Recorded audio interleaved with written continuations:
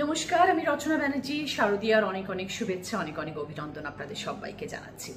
আপনাদের সবাইকে জানাই যে দুর্গাপুজো এসে গেছে এবং সর্ব জায়গায় অনেক আমন্ত্রণ পত্র এসছে আমার কাছে উদ্বোধন করার জন্য, এবং আমি সর্ব জায়গায় যাওয়ারও চেষ্টা করছি যতটুকু আমার পক্ষে সম্ভব। 25 এবং 26 তারিখ আমি ফুল ডে হুগলি জেলার মানুষের জন্য নিয়োগ করেছি, যাতে আপনি সবসময় আপনাদের পাশে থাকতে পারি, আনন্দেও আপনাদের সাথে ভাগ করে নিতে পারি। এবং দুর্গাপুজোর উদ্বোধনে আমি নিশ্চয়ই আপনাদের কাছে যাব। যারা যারা আমাকে আমন্ত্রণপত্র দিয়েছেন, যারা যারা চান আমি আপনাদের পাশে গিয়ে দাঁড়াই, আমি নিশ্চয়ই চেষ্টা করব সর্ব জায়গায় যাওয়ার।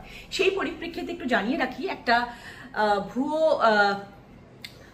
ভুয়ো একটা খবর চারিদিকে ভীষণ রকমভাবে আলোড়ন তুলছে যে রচনা বন্দ্যোপাধ্যায়কে নিতে গেলে নাকি টাকার বিনিময় নিয়ে আসতে হবে এবং রচনা ব্যানার্জিকে নাকি আর্থিকভাবে তার রেমুনারেশন দিতে হবে, তবেই তাকে নিয়ে আসা যাবে।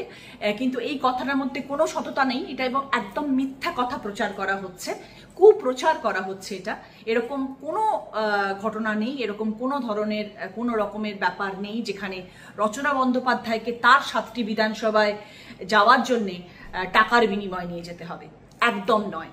নিচে একটা নাম্বার দেওয়া হয়েছে, সেই নাম্বারে আপনারা আমাকে যোগাযোগ করবেন যদি এরম ধরনের কোনো রকম কথা শোনেন বা যদি আপনাদের থেকে কেউ এরম ধরনের টাকা চায়।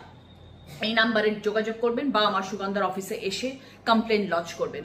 আমরা নিশ্চয়ই তার বিরুদ্ধে অ্যাকশন নেব এবং আপনাদের সবাইকে আজকে এই ভিডিওর মাধ্যমে জানিয়ে রাখলাম, এরম ধরনের যারা কুপ্রচার করে, এরম ধরনের কথা যারা বলে বেড়াচ্ছে, তাদের কিন্তু একদম বিশ্বাস করবেন না এবং তাদের সাথও দেবেন না। আপনাদের পাশে আমি আছি, সব সময় থাকবো। 7টি বিধানসভার পুজো মানে আমার পুজো। আমরা সবসময় খুশিভাবে আনন্দ সহকারে আমার এই পুজোর উদ্বোধনে আমি উপস্থিত থাকবো। আপনাদের ভালোবাসার টান। ভালো থাকবেন, আনন্দে থাকবেন এবং শারদীয়ার অনেক অনেক শুভেচ্ছা।